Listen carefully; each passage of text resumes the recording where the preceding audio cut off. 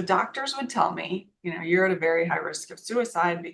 I want to do that for a nonprofit in mental health, branding around mental health to be so sad. So you feel, like angry or afraid, or like it's this despairing feeling. This session is really making me very emotional. And Oh.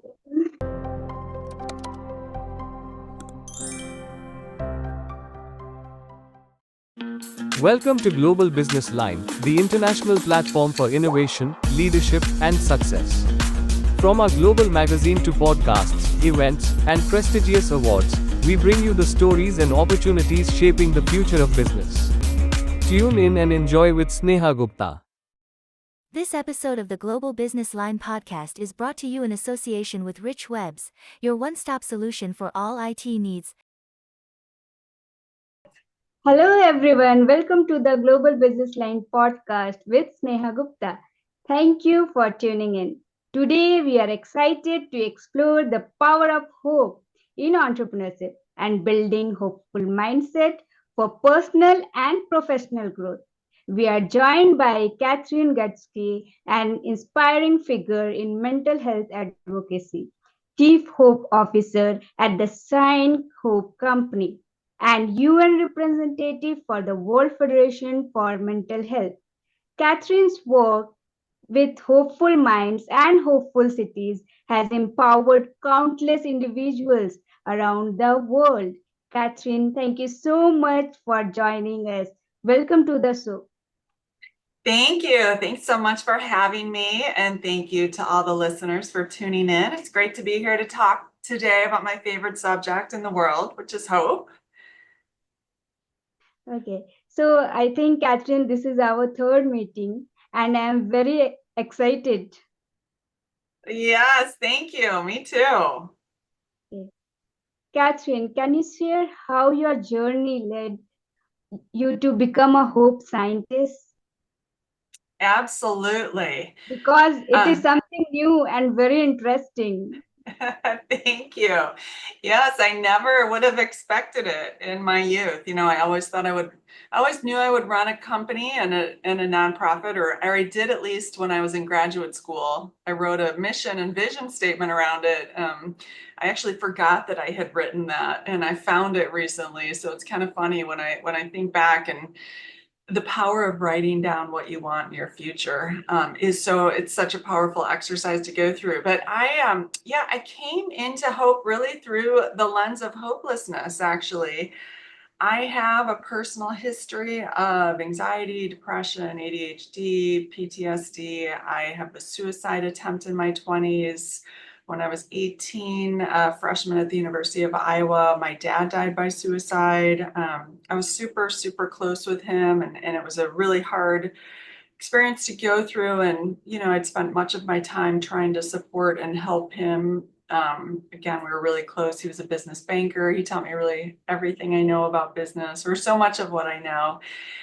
And so, fast forward, I worked for a number of companies in consumer research, branding, marketing, new products. I eventually launched my own brand over 20 years ago. And when I was launching my brand, I wanted to do what has now become really social impact. But at the time, big companies were launching campaigns for nonprofits. They were putting the logo in front of the packaging, raising money for a specific amount of time in what is called still today cause marketing. And I thought, I want to do that for a nonprofit in mental health, but I want to do it all the time. So I looked into the mental health space and researched nonprofits doing work. And I just found the branding around mental health to be so sad and depressing, and the imagery that people were using. And, they were focused on the symptoms and not the success rate of treatment. And I learned that less than 25% of people with mental health disorders were getting treatment, the primary disorders being anxiety and depression, which were very treatable. And I thought, well, this is really a branding issue. And so that started my journey. So I set out, I created a nonprofit then when I launched my brand Mood Lights. I did the first nationwide cause marketing campaign for mental health. I spoke all over the world about about branding and the necessity to get celebrities engaged to talk about the biology of the brain and the body, how it impacts our mental health, our nutrition, all of these things. Did that for 10 years. And then this is what led me to your question around hope. So I was in, some suicide prevention talks. So doctors would tell me, you're at a very high risk of suicide because of, my genetic factors, my history of addiction and depression, my previous attempts. So I had all these risk factors, I knew I was at a high risk, and they were talking about prevention being really 800 numbers, restricting access to means and methods. So you lock up, if you're feeling suicidal, you lock up your medications or pesticides. A lot of farmers, pesticides is a method. And I thought, well, those methods they're not gonna work for me. And if I wanna really, truly stick around and prevent my own suicide, I need to figure out what the root cause is. We deal with so many things so far along the line. And hopelessness across the literature came up as the single consistent predictor of suicide. And the primary symptom of depression, a key symptom of anxiety, key in addiction, also predicts violence. And I thought, why don't I know what this is and how to get to hope? So they were measuring hope, but they weren't teaching you how to be hopeful. And I thought, this is a skill we all need to learn, like math, science, history, how to hope. So that started my journey, my long journey to figure out can you teach hope? You can measure hope. Can we create programming to teach hope? We've been able to prove out that, yes, you can teach hope. And as you increase hope, anxiety and depression do indeed decrease, symptoms decrease. And so, now that I know that you can teach hope, I am on a mission to ensure all around the world know what hopelessness is. It's really normal. We all experience moments of hopelessness all the time. How we manage those moments is really what matters. And so thanks for having me to share that message and share what I know. Yeah, it's really great thing you are doing, and what you gone through. I think from your hope mission, so no one is going to go through that. So really, it is really great. Oh, thank you. Thank you so much. So you talk about all these things. So my question is, why hope is so important in today's entrepreneurial landscape? Yeah, great question. So, when you think about hopelessness, all right, again, it's super normal. I want to break down hopelessness for listeners. It's two key ingredients of hopelessness. One is emotional despair. So you feel, like angry or afraid, or like it's this despairing feeling.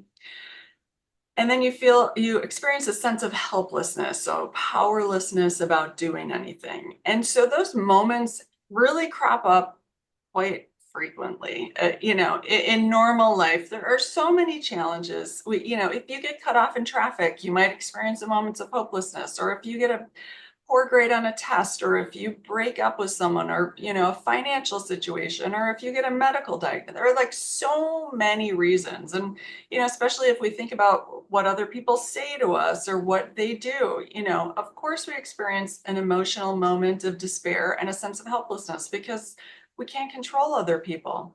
It's when that becomes persistent that it becomes a problem. And so when you think about hope in the workplace, and especially as an entrepreneur, when you're an entrepreneur, you are setting out on a new journey to do things that nobody has done before, to create new paths. And you have so many challenges. You're going to have more moments of hopelessness, most likely, than a person just working a 9-to-5 regular job that knows, when they show up, when they leave, when their paycheck's going to come, what they have to do. You have so many more challenges as an entrepreneur, so you're going to have so many more moments of hopelessness. And it's really how you navigate those moments, if you're doing it in healthy ways versus if you're doing it in unhealthy ways, that predicts if you're going to develop, a clinical anxiety or depression. It's when we manage them in unhealthy ways, and when it becomes really persistent hopelessness, when we stay in that state of persistent hopelessness, that it becomes a medical kind of issue. Okay, so my next question is related to that only. So, you talk about challenges. So, how can cultivating hope help navigate difficult times and maintain resilience, Yeah, great question. So I'll take you especially through, during failure? especially during failure. Yeah. Yes. Okay. Well, I'm going to take you through the SHINE framework. So I'll teach you how we teach hope, and then I'll talk specifically around failure because failure is a part of life, period. Right. Okay. So the SHINE stands for stress skills, happiness habits. The H is happiness habits. I is inspired action. N is nourishing networks, and E is eliminating challenges. So when you go through challenging times, think of it like this. You've got to shine brighter. You've got to be doing more of those skills. You've got to get really focused on how you shine. So stress skills, how we identify and manage our stress response. Things are going to trigger us all the time. We're going to have challenges. It's going to, create that moment of despair or anger or fear or sadness. How do we manage those emotions? Are we managing them in healthy ways, or are we escaping to different kinds of addictions or, violence or those kinds of things that actually do help us manage our stress hormones, but in really unhealthy ways? So that's the first thing, stress skills. You've got to practice these stress skills even more so as an entrepreneur. So I'm very diligent about my meditation, about my prayer, about taking naps if I need to, getting out for a walk if I'm triggered, doing deep breathing exercises. There are all of these things that I can do proactively as an entrepreneur to manage my stress. I'm going to have more stress. It's just a fact of being an entrepreneur. So I've got to do it even more. Then happiness habits. How am I getting my happy hormones, my dopamine, my serotonin, my oxytocin? What specifically am I doing? Well, I'm eating really well. I'm exercising every day. I mean, it's a non-negotiable. I have non-negotiable happiness habits. I get plenty of sleep. A lot of entrepreneurs don't sleep very much. It's not healthy. We recover, our immune systems recover when we sleep, when we rest. Our brains kind of reset, rewire. So I am sure I do practice laughter. I've taken up pickleball, which is, kind of a craze at least in the US. I connect with my friends on a regular basis. So these things I do that cultivate these happy hormones, I kind of think of it, are my happy hormones outweighing my stress hormones? What am I doing for that? I make sure to relax and read and make time for that. Inspired actions. So the I of SHINE is inspired actions. I write down goals. We know we're up to 95% more likely to achieve our goals if we write them down and if we check in with someone regularly on our progress. It's really important as an entrepreneur to write your goals down. What is it that you want? And yet you can't get attached to the outcome of the goal, and you've got to be flexible. So when you need to re-goal, when you need to come up, with a new goal because what you're doing isn't working, we know that our ability to overcome obstacles as an entrepreneur is very predictive of if we'll reach our goals. So we've got to be really creative in how we overcome and create kind of new pathways to goal. As an entrepreneur, you're charting a whole new course, and so you've got to be really creative and flexible and adaptable, and that can be a challenge as well. The N is nourishing networks. So how we cultivate strong and healthy networks in our lives. We often think that the more friends you have or the more people the better off. But we surround ourselves oftentimes, and I did as a young, I just more is better. But really, the quality of your relationships is what matters. Are the people you're surrounding yourself with healthy for you, or are they unhealthy for you? And it's really important to take note of that.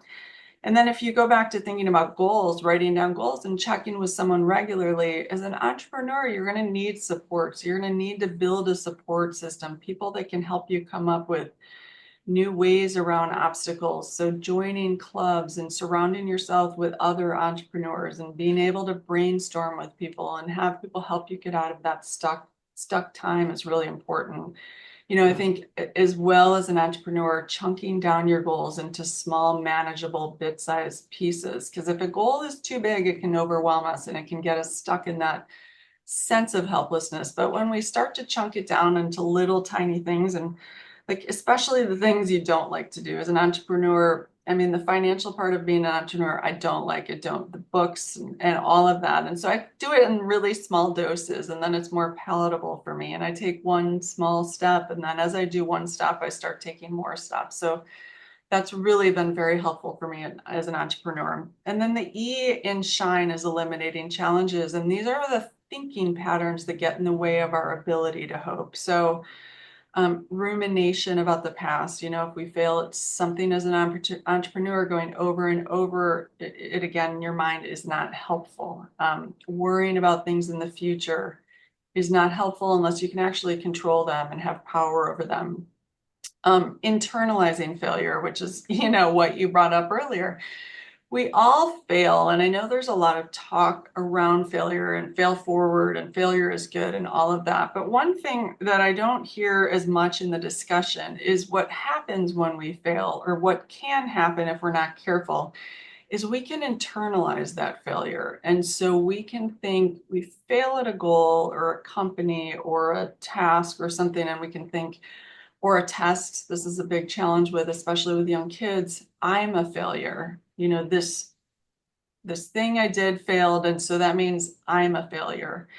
And that can be really hard. And thinking of ourselves as a failure is absolutely not helpful. And it's also not true, because when you think about it, what actually failed is the process you took to reach whatever goal it was you were going after. So you had a goal as an entrepreneur to, create a product, you couldn't create it. You're not the failure, but the process you took to create that product failed somewhere. So it's really important to spend time deconstructing the actual process you took to create that product and figure out where that process went wrong, so that in the future, you can update your process or come up with a new process. And so that to me is super. When you think about failure, making sure that you're not internalizing your failures and thinking of yourself, but that you're just taking a look, like a very, unbiased look at the actual process and thinking, okay, how can I do this process differently next time? How can I do it better? And reach out to other people for support in that. So when I talk about hope now and how we teach hope, that is the actual framework that we use and the skills we teach and practice. And again, as an entrepreneur, you're going to have to shine brighter. You're going to have to practice more stress skills, more happiness habits, take more inspired actions, cultivate a lot of nourishing networks, and work to eliminate many challenges along the way. Yeah, this answer is really very helpful to our listeners. Even I practice meditation and all of this thing, and it is really, really very helpful. Thank you so much. So, Kathryn, could you talk about the connection between a helpful mindset and personal growth? Yeah, so a hopeful mindset. And personal growth. I mean, it's very similar, but to me, a hopeful mindset. So we have so many challenges in life, right? Like we go through so many different challenges. We have what's called a Shine Hope Story template, and I have a course where we teach how do you write your Shine Hope story. And a hopeful mindset is basically applying the Shine Hope framework to any kind of challenge you have in life. So even college, we have a college course, Hopeful Mindsets on the college campus. How do you go to college with a hopeful mindset? It's really about using the Shine framework to tackle the specific challenge you're facing. So going to college, what are the specific stress skills you use? What are the happiness habits you practice? What inspired actions do you have to take on a regular basis? How do you cultivate nourishing networks? And how do you eliminate the challenges, the negative thought patterns that are getting in the way of your ability to succeed in whatever situation it is, and that specifically being college? But you can apply a hopeful mindset. You get a medical diagnosis. Well, what are the stress skills you're going to use? What are it can apply to anything in life. And one of the things about hope we know is that if you build your hope muscle, so you think about a challenge you had in the past, and you think about the Shine framework, what were the specific stress skills? What happiness habits did you practice? What inspired actions specifically did you take? How were your networks nourishing, and how did you eliminate the negative thought patterns? What were they? How did you eliminate them? If you write that story about a past experience and then kind of a conclusion, like what do you want the world to know, or what would you share with the world? And you keep that, then when you have future challenges, you're more able and equipped to, you build your self-efficacy from doing that exercise so that you're more able and equipped with knowing that, I've done hard things in the past. I can tackle this too. It may not be the same specific stress skills, but you can write a new Shine Hope story. And so that's the idea, is to cultivate a hopeful mindset when you go through challenge, and to be sure to be specific about the Shine framework and the skills you're going to do to navigate that challenge, because we certainly have many in life. When we go into caregiving, like, you're going to need to shine brighter. It's challenging. When you lose family members, you're going to have to shine brighter. For instance, when I lost my dad, I stayed in persistent hopelessness. I stayed in a state of emotional despair. I didn't manage my despair in healthy ways, which kept me in despair. And then I stayed in a state of helplessness because I wanted my dad back. So I was focused on something that I couldn't control. Of course, I'm helpless about bringing my dad back. So of course, I'm staying in persistent hopelessness. And of course, I develop a clinical, depressive episode. To me, looking back at it's pretty predictable. What I needed to do is manage my despair in healthier ways. There's healthy stress skills, unhealthy stress skills, healthy happiness habits, healthy ways to get your dopamine, serotonin, like even violence, you get dopamine from violence. Is that healthy and serving? No. So being really committed to doing those healthy things. And then, getting stuck in helplessness. I couldn't bring my dad back, just trying to control something I couldn't control. I stayed in that state. But once I learned, what I really wanted and needed was a father-like mentor in my life, and more father-like mentors, and someone that I could really count on in times of need, I had to build a nourishing network around that. I had to find other father-like mentors that I could have in my life. Were they going to replace my dad? No. But were they going to support me in times of need and be there for me? Absolutely. But that was up to me to do. And, staying in a state of hopelessness isn't serving. It didn't serve me. It didn't get me to where I wanted to go. Grief is super important. Mourning, acknowledging our feelings, acknowledging our sadness, our anger, our fear, understanding those emotions and being in them is so important. We often think we just want to be in this happy place, but emotions serve us, and it's important to acknowledge them, to feel them, experience them, and move through them. I really wanted to get out of them. I experienced them and then I wanted to escape them. They were so uncomfortable for me. But learning how to just sit through whatever emotions I was having, learning to listen to it, honor it, and then move on. Emotions do not stay forever. You can't stay in sadness forever. You might think you will. And when you honor your sadness, it eventually passes. And then you get back to thinking, okay, why am I here? What am I doing? How can I have impact on the world? Okay, it is really very emotional. Whatever you're, Oh, yeah, you really, this session is really making me very emotional. And oh, so, yeah. Kathryn, yeah, so how you know about your emotions you are going through, and you know, Yeah. Well, learning to, again, we don't honor our emotions. Like, what are you feeling right now?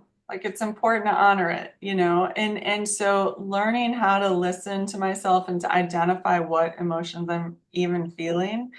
The Friendship Bench, which is it's an amazing organization in Zimbabwe, started in Zimbabwe, and they teach grandmothers CBT skills and paint benches and use that as a therapeutic intervention. It's really brilliant. One of the things they have and that we have in our programs we've included is the feelings and emotions chart, and really and starting to understand, where our feelings are coming from and what they are and what they're saying. So for instance, right now, what do you think you're feeling in this instance? What is it bringing up for yeah, you? so, Is it yeah. sadness? Is it Right now, just, I'm feeling little sad, yeah. by knowing your story and whatever you are Oh, saying.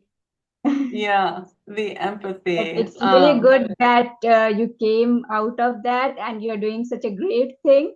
Oh, thank you so much. Thank you so much. Yeah, I mean, I know my dad's with me. All the people that have touched me along the way, they're all, they are all with me, cheering me on, helping me, supporting me.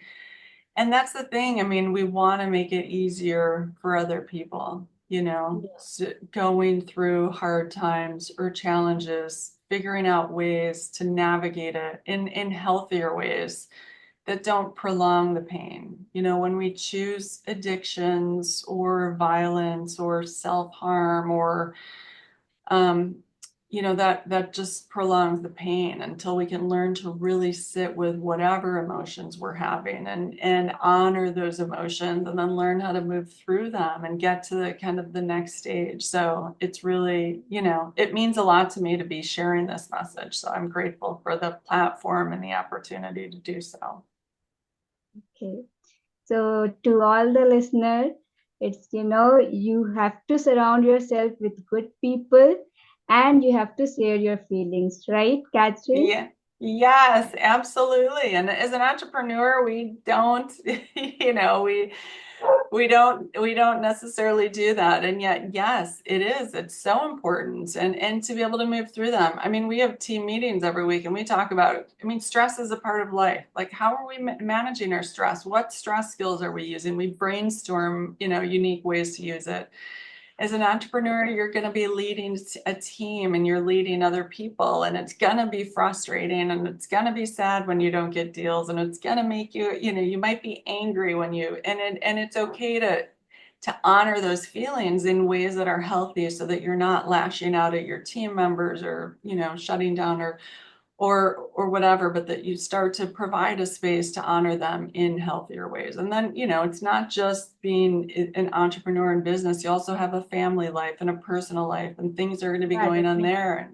And, so it's a challenge, and yet you can, being an entrepreneur is also super fun, amazing, incredible journey, and you can chart new paths and do things that others, say you can't do or whatnot. So it's also an adventure.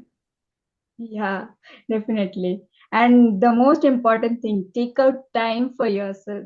Honoring, so important. One thing too, Yeah, this is. because if I'm taking care of others, I have to take care of myself first. I realize this. Yes, Because in between, absolutely. in between, I went through many of the, medical challenges. So that made me Mm. change my lifestyle.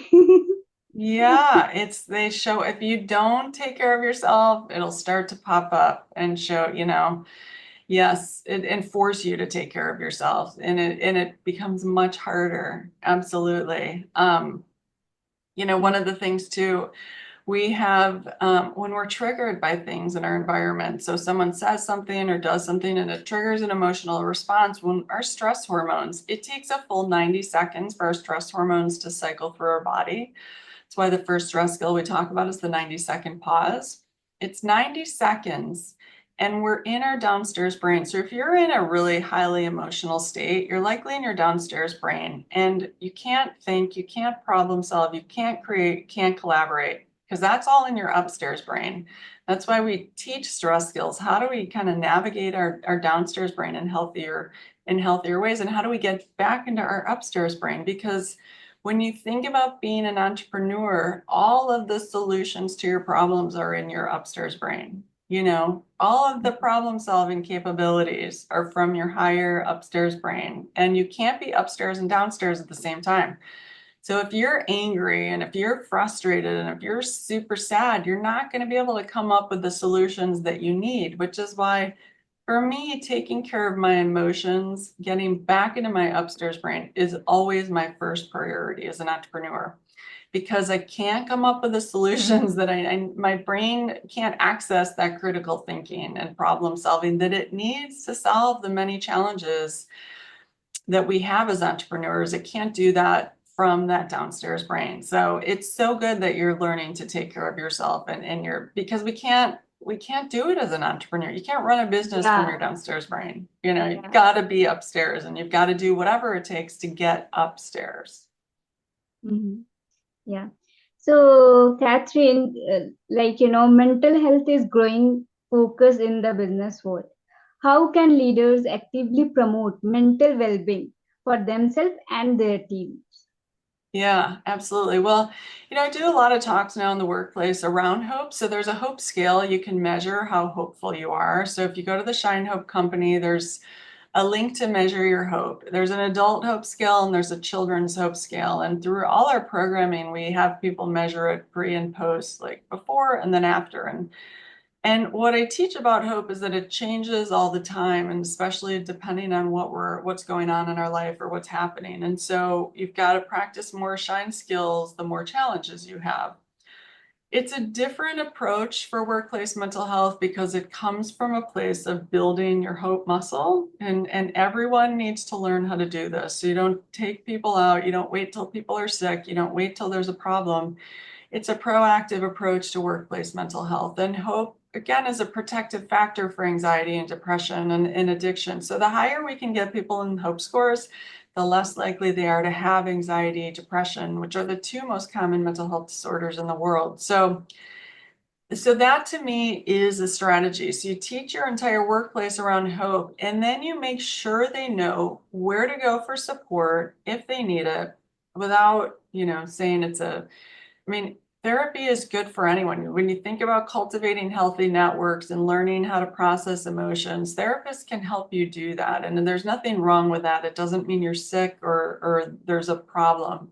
To me, it's a really proactive way to stay kind of ahead of the curve and healthy and productive and engaged. And so to me, we've really got to stop thinking about mental health as a treatment in time of crisis or an intervention in time of crisis or when something's wrong. It's got to be a whole society approach, that we teach everyone and equip everyone with skills they need and make sure they know where to go for resources before they're in crisis. Because not only is it way more expensive to address a mental health condition when you're far down the road. If you're suicidal, that is an expensive, not just from a moral standpoint, we shouldn't be waiting for that long, but it's an expensive time to address it. And if you can get proactive, you'll see your workplace costs decrease anyway. They published research by the World Bank, a 4-to-1 return on investment for investing in mental health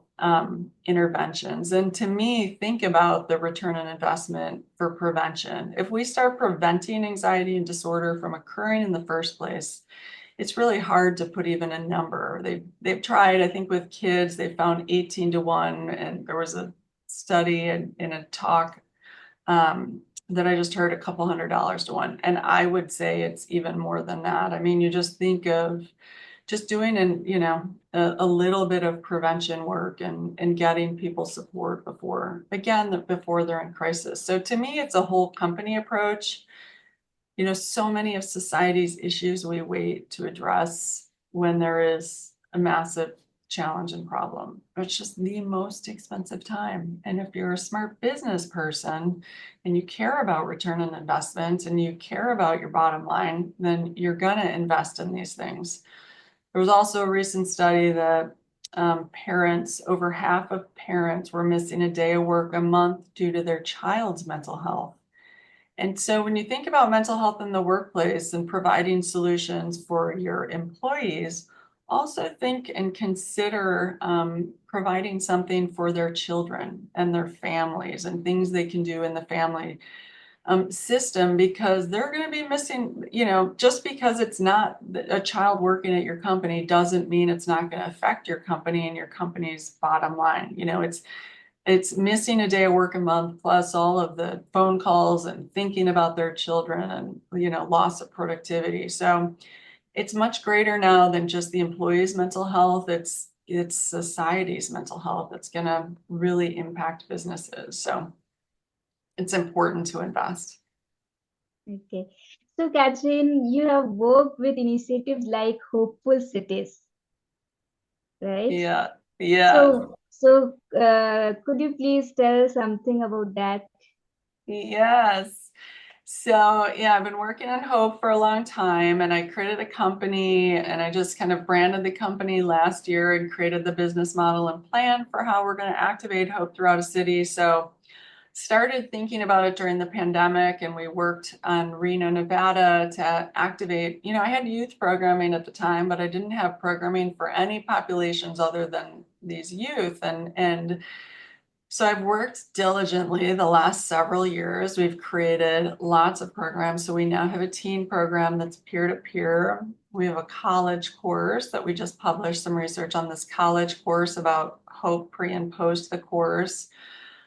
We just created a program for veterans, and we have this cities activation, and how we act cities it's a public health campaign. So we have billboards, yard signs, posters around Hope science, like what's your Hope score? Hope is measurable and teachable. Join the Hopeful Cities movement.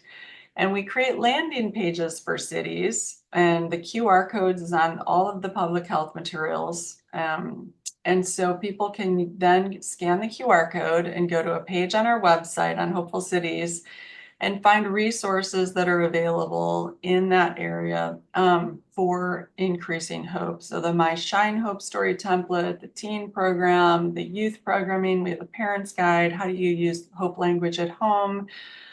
So we have a lot of these then resources available for cities. And so we're starting to build this out, build out the plan, and then we're going to start activating cities around the world. And we're starting very soon. I can't wait. I'm actually going to Las Vegas this week to do some work with them. And then we have another big city we're launching very shortly, and have a business model that I think can work for cities and is working and is, it doesn't cost them a lot, and they can provide a lot of resources in their community for learning how to hope. We talk about hope, we talk about the need for hope, but how do you hope? I didn't know how to hope. When I lost my dad, I didn't know how to it just seemed impossible to me. And because I wasn't equipped with the skills to get there, and now I am. And I'm really excited about teaching others and sharing what I know with others. I often say you can't make people hopeful. Like, I can teach you how to hope. It's up to you if you want to practice the skills, if you want to practice them. I'm not saying it's easy. It's kind of a simple construct, but it's not an easy, and it takes a lot of work on your part. I can't do the work for you. You're going to have to do the work. And yet I know anyone can. I've seen it in the most impossible of things that I think, how could you ever navigate that? And people are amazing and incredible and resilient and creative in how they overcome challenges. And we're now collecting some of those stories, those Shine Hope stories. So I believe anyone can. I believe anyone has the power to do so. They just have to believe in themselves, and they have to be equipped with skills to do so. Okay. So definitely they should. So now, since we are coming to the end, so what advice would you give to young or emerging entrepreneurs on the role of hope and mental health in building a sustainable business and personal life? Yeah, such a good question. I talk to a lot of youth, and youth identify so much with hopelessness. They're so high in hopelessness, our youth. And what I tell them is that you're learning how to be hopeless. You've learned how to, a lot of what's around society trains you to hopelessness. If you look at the news, if you look at social media, it can train your mind to hopelessness because of how it's designed and how it plays off of things like negative bias or internalizing failure, perfectionism, toxic consumption. These are challenges to hope that, are all around society. And I tell them, you've really got to learn how to hope. You've got to learn the skills and equip yourself with the skills to hope. And it is possible, and you do have power, and you can learn it. Anyone can learn how to hope. No matter where your hope score is, you can learn and you can practice skills to become more hopeful. I was very high in hopelessness at one point. I had to learn how to be hopeful. Again, it's not easy. There's a lot to be in despair about. And, I tell kids too, one of the challenges to hope is focusing on what you can control. You can control your emotional response, and what you have strong emotions about is likely going to tell you what your purpose on this planet is here to do. What it tells you what you're passionate about, right? If you're enraged about something, underneath that rage is a passion for change, making a difference. Explore how you can use that energy to create change in the world, to fuel your mission. Think about where you have control, in that rage or in that extreme grief or sadness. Where can you have impact? How can you use that to have impact on on the lives of, your community or lives of other people or the world, and use that energy as fuel for your creativity around that specific subject and what you want to change. And then focus on what you can control and let go of what you can't control. And one of those things is other people. We can get stuck in that wanting to control things we can't control. Focus on what you can control and try to, block out all of the noise around you and focus on doing that and having that kind of impact on the world. Because I believe everyone is here for a purpose and can create meaning in their lives and can drive change and can rise from very dark circumstances or situations. It's just learning how to do that. So I encourage you to do that. Use that energy. You have so much energy, right? And it's so much rage, so much sadness and fear. Use that, learn how to transmute that energy, and because it's such a powerful force, especially as it comes to an entrepreneur, especially it comes to creativity and genius. To me, that's where your genius lies. Okay, thank you, Kathryn, for sharing such invaluable insights with us today. Your perspective on hope and resilience provide a powerful framework for anyone striving to make a positive impact in business and beyond. Thank you so much. Oh, thank you. Thanks for having me, and thanks to all you for listening in. Much love, gratitude, and keep shining. Okay. To our listeners, thank you for tuning in. If you enjoyed today's episode, be sure to subscribe for more conversation with leaders like Kathryn.